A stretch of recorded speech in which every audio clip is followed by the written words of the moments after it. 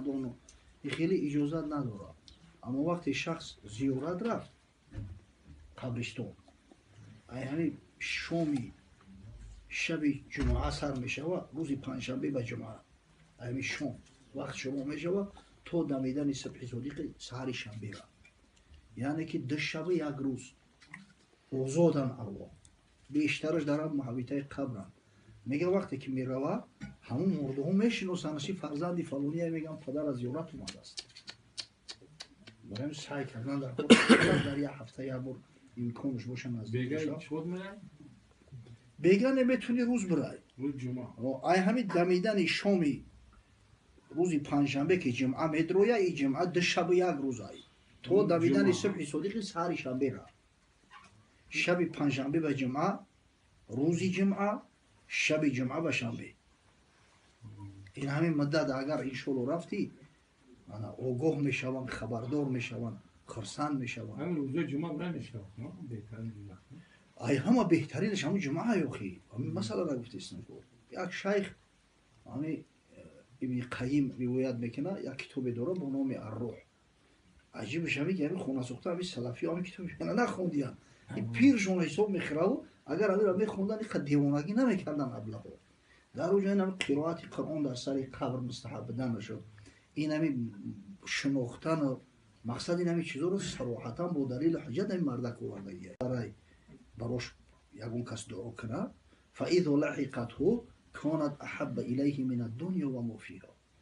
وقتی که همین دعا را میکنه همون فرزند دوست برای میت میگه از همین دنیا و تمام نوش و نعمت دنیا بالای وی دنیا چیه خودش آخی هیچ مرده نیست پر حسرت زی مرگ حسرتش زان است کشکم بود برگ. یگان مرده از مرگ پشیمانی ندارد ندامت نداره مؤمن باشه اگر فقط همین ندامت پشیمانی در چیه توشه کمتره گرفتم امکان بیشتر داشتم همون امکانات استفاده نبودم ورنه از چاه به صحرا افتاد در میان دولت عیشی گشاد زین مقام ماتم ننگین مناخ نقل افتادش به صحرای فراخ. نباشه اوخی این دنیا را به عرصه قیامت مقایسه کرده میشه در مقایسه نمیگنجه یا دنیای پری چنگ خاک اینمی کسلی و ویروس و وبا آخه آدم مؤمن رها میشه و همین مثل که طفل اشکم مادر میبرویه گریه کرده و دنیای روشن ندید بعد آرام میگیره آن هم خیلی آرام راحت میشه و منزل صدقی نه ایوان دروغ باده خاصه نه مستی ایزی دوغ. میگه و این الله عز وجل لیدخل علی اهل القبور من دعای اهل الارض امثال الجبال. الله ذوالجلال و الاکرام از همین دعاها و ختم قرآن و خیر احساناتی یا جمعه چی کارش میکنه اگه رفته نمیتونه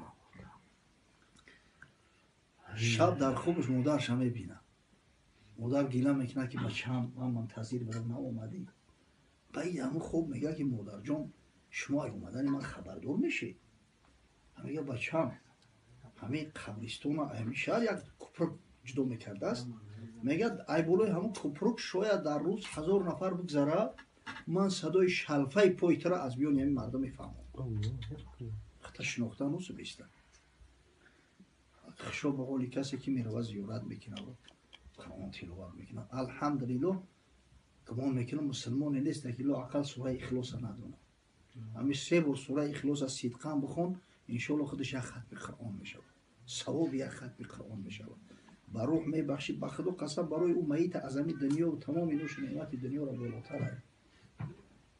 حضرت در حدیثی که هر بار که از ابن عباس روایت میکنن میگه که مل میت فی القبر الا کالغریق فی الماء. میت در داخل قبر مثل شخصی هست که در آب افتیده است و غرق شده است همین در تلوسه جانکنی منتظری است که یک از دستش بگیره یکون بند پرتویه به کپر ینتظر دعوه میت که منتظر قپیدن دست نیست منتظر یک کف دعای ینتظر دعوه تلحقه من اب او او اخ او صدیق همین از یکون دوستش به خاطر الله کردیم که بخشیدیم خدای تعالی میبره میرسونش. و این هدیت الاحیاء الى الاموات الدعاء و الاستغفار لهم. به شک شبهه هدیه زنده ها از برای همون مرده ها این همی دعا و طلب استغفار در حقشون. زیاد دعا کردن در کار. همین شب پیش خواب 3 بار سوره اخلاص بخونید. قبل اخلاص سوره فاتحه الحمد، 3 بار سوره اخلاص، فلق، ناس اوخی یا ختم قرآن شید. همگی همین 5-10 دقیقه وقت میگیره. در حقشون دعا کنی انشالله. هم خودت برکت میبینی، هم روحی اونا بولیده میشه و در حق دعای خیر میکنن در اون عالمی برزخ. هم انشالله فایده و منفعت برای فرزندان میبینی. کما تدین و تدان. تو چه خیلی معامله کردی با هم خیلی معامله میشه. احسان و نیکی کردی در حق پدر و مادر، چی در وقت زنده بودن چی بعدی وفات شو، حتما ای فرزندم را میبینی. خدا کنه که همین فرزندای مسلمان همین درک کنن بفهمن. این همین نماز میخونه مخی سبحان الله، این نماز هم برای زنده منفعت داره، هم برای همون میت گذشته ها، خاصتا برای پدر و مادر. مجموعاً از برای تمام مسلمان ها همین نماز ما و شما فایده و منفعت داره. همون مقصد بسیار زاینتریزوانی بگیم چی بگیم، بسیار حواسمندن که همین مردم مسلمان نماز بخونن. در خدای آخر دعا میکنی اللهم اغفر لی و لوالدی، خدایا مغفرت کن مرا، مغفرت کن پدر و مادر مرا، ولی جمیع مغفرت کن مرا، مغفرت کن پدر و مادر مرا، ولی جمیع المؤمنین و المؤمنات و المسلمین و المسلمات، تمام مردها و زنهای مؤمن و مسلمان. همین دعا در حق همش میره وکو.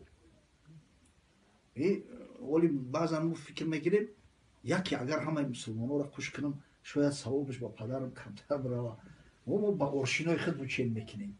ما را یک کس اگر 10 سوم بده 10 کس را تقسیم تو مجبوریم از سومی تقسیم کنیم. این فکر نمیکنیم که این ارشین و این ازمیرینیو این میریله ها برای پروردگار هیچ اعتباری ندارن. او 10 سوم خداوند در 100,000 کس میلیونی میته، عدد نداره، حساب نداره. و پروردگار قدیره که به همه کار قدرتش میرسه، همون ختم به همه به یگان کم و کس میبرن میرسونه. در حق دیگر رو دعا کردی، در حق کرم دعا میکنن. سبحان